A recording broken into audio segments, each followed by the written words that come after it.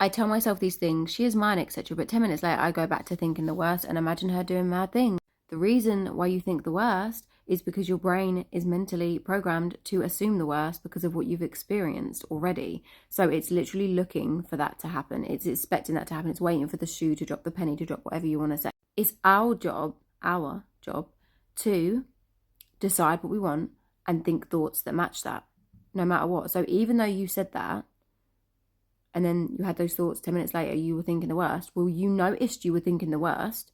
So in that moment, you start thinking favorable again. You say, no, that's not my story. That's not who I am. But rather than saying she is mine, I mean, you can say that. There's nothing wrong with that.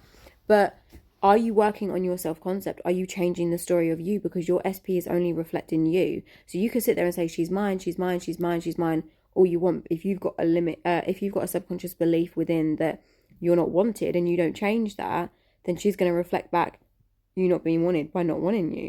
So the idea is we choose who we want to be, what we want, and we start thinking and identifying mentally as that person, okay?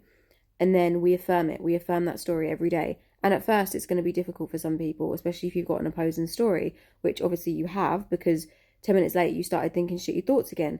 But when you notice yourself thinking those shitty thoughts, you have to put your foot down and say, no, that's not my story anymore.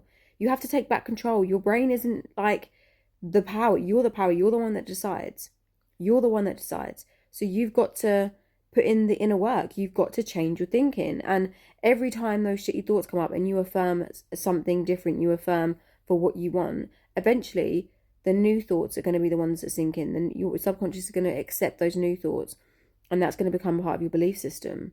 So this happens to everybody. When you're changing the story, of course the old story is going to come up because that's the mental program that's running.